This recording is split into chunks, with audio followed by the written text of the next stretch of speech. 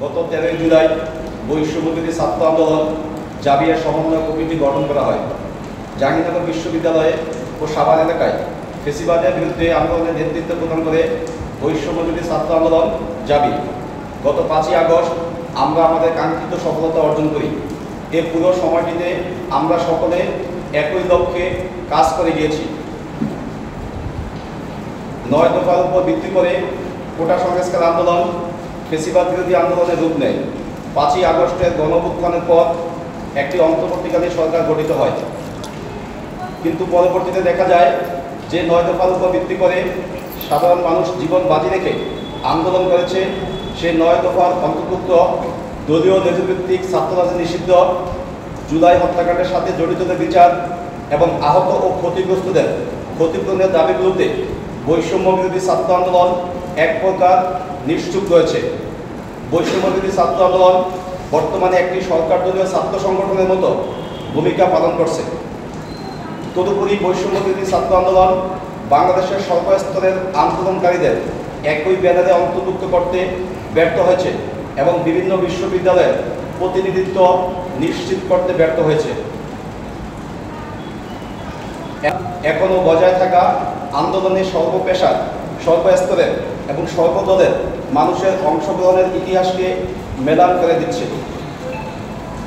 আমরা মনে করি অন্তর্বর্তীকালীন সরকারের উক্ত বিষয়গুলোতে আরও জোরালো ভূমিকা রাখার সুযোগ আছে এবং বৈষম্য বিরোধী ছাত্র আন্দোলনের ব্যানারকে যত দ্রুত সম্ভব বিলুপ্ত করে দিতে হবে।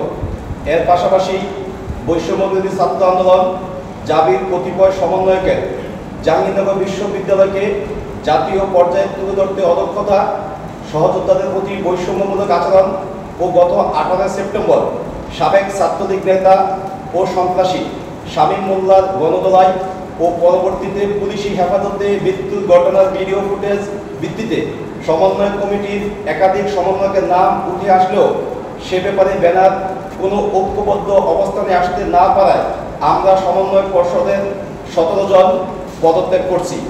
মূলত আমাদের পদত্যাগ করার কারণ হলো দুইটি: বৈষম্য বিরোধী ছাত্র আন্দোলন জাবির কতিপয় সমন্বয়কের বিতর্কিত কার্যক্রম ও ব্যক্তিগত প্রভাব খাটিয়ে নিজ স্বার্থ উদ্ধারের প্রচেষ্টা। দ্বিতীয়ত, বৈষম্য বিরোধী ছাত্র আন্দোলনের সরকারি দলের মতো আচরণ ও গণঅভ্যুত্থানের স্পিরিট বিরুদ্ধ কাজ। কোনো একজন বা দুইজন কিংবা কোনো একটি মত এই আন্দোলনের একক কৃতিত্বদারী নয়। একই সাথে সহস্রাধিক শহীদ ও আহতদের রক্ত ও অঙ্গ প্রত্যঙ্গ বিসর্জনের মাধ্যমে অর্জিত এই নতুন বাংলাদেশ শুধু একটি গোষ্ঠীর নয়, বরং সকলের। গণমানুষের মেহনত, ঘাম ও রক্তের ফসল এই দ্বিতীয় স্বাধীনতাকে সমুন্নত করতে এবং এর স্পিরিটকে লালন করতে যার যার জায়গা থেকে আমরা সর্বাত্মক প্রচেষ্টা চালিয়ে যাব।